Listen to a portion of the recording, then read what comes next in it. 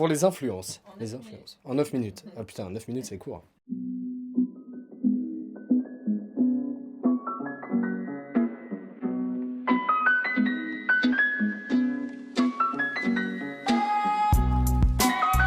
Damat Donol, Mael Maono, Sevenor On, Sevenor Film Uber, pas Film Ir, pas Roas, Hag Maono Chom et Roison.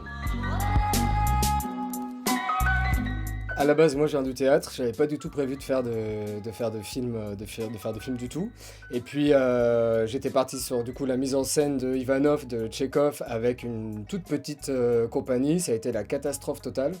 Et du coup, j'ai décidé de me donner un essai. C'était où je réussissais à faire un truc artistique, où j'ai changé complètement de voix et je devenais cuisinier. Finalement, c'est apparu plus simple de faire un film que de monter une pièce de théâtre. Donc du coup, on m'a dit, bah, ce serait peut-être bien que tu écrives un scénario de court-métrage. Ok, bon, bah, je commence à écrire un scénario de court-métrage. On me dit, alors je commence à raconter l'histoire d'un espèce de conflit israélo-palestinien à Rennes. Et la scène 1, c'était un cercueil qui est porté dans les rues de Rennes, avec, genre, je sais pas, 400 figurants, des gens qui jettent des roses par les fenêtres, et des mecs qui tirent à la calache parce qu'ils sont vénères parce que quelqu'un s'est fait tuer. J'ai fait dire ça à un copain.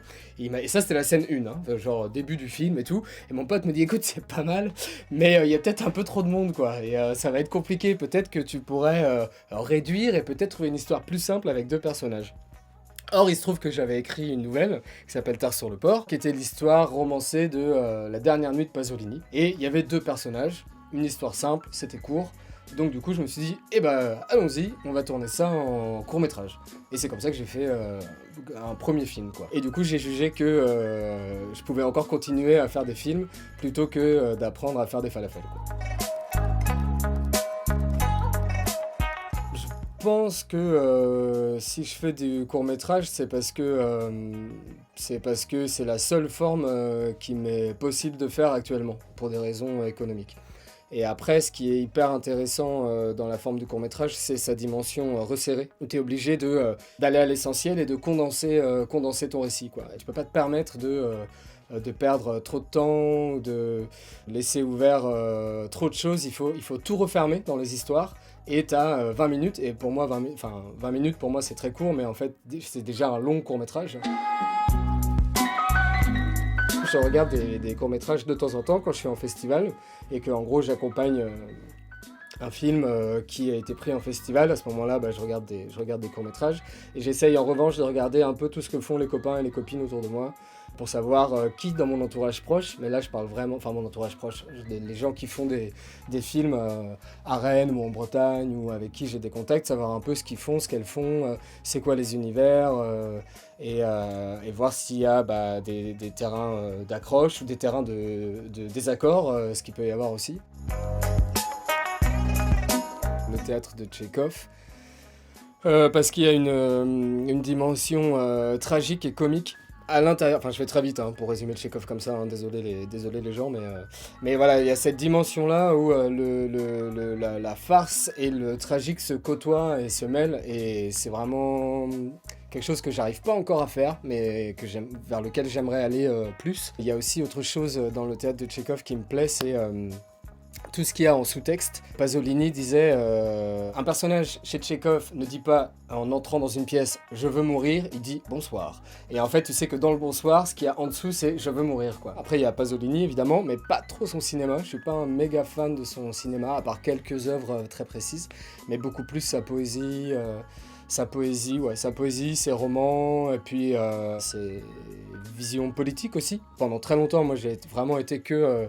je voyais le monde que au travers des yeux de Pasolini. Pour un truc plus cinématographique, peut-être, il y a vraiment des auteurs que j'aime et que j'adore, c'est Tarkovsky, Chéreau, Jarmusch, Bong Joon-ho, plus récemment aussi. Tous ces auteurs-là participent, sont à l'intérieur de mon petit jardin personnel, et voilà. Souvent, c'est politique.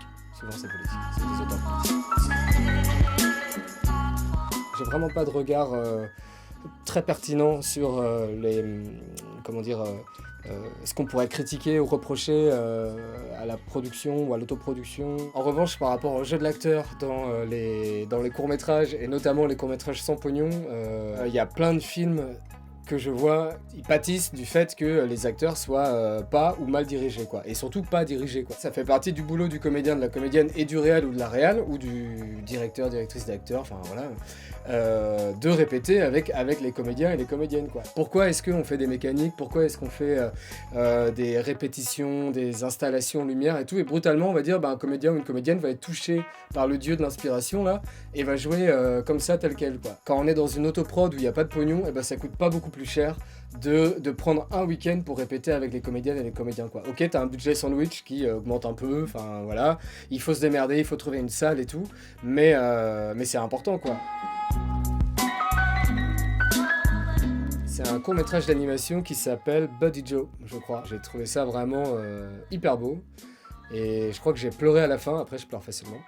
Qui est l'histoire d'un mec qui accompagne son père ou son beau-père, je crois. Il a une maladie très grave et il va bientôt mourir. Et en fait, on a en même temps la vie quotidienne de ce mec-là, et en même temps, on a une image de ce qui se passe dans son cerveau, et dans son cerveau, c'est représenté le Buddy Joe, c'est le mec à l'intérieur de son cerveau, c'est un espèce de joueur de hockey sur glace énorme et terrifiant. C'est très fantaisiste, c'est très drôle en fait, et en même temps, c'est tragique. Un peu ce que je disais sur Tchekhov tout à l'heure, et voilà, magnifique, quoi. L'autre court-métrage que j'adore, qui est vraiment très marquant pour moi, c'est Che cosa sono le nuvole, et c'est un film de Pasolini, un court-métrage de Pasolini. Du coup, j'ai fait 2 films, je suis très content de ce que j'ai fait, mais en fait, à chaque fois, il y a des petits problèmes dans l'écriture. Du coup, j'ai des projets, mais j'ai surtout des projets d'écriture où j'ai envie de travailler en amont pour arriver sur le plateau, avec quelque chose dont je sois relativement sûr. J'ai une ébauche d'une idée, de l'esquisse, d'un projet hypothétique, d'une éventuelle série en breton. Et en gros, le concept, c'est...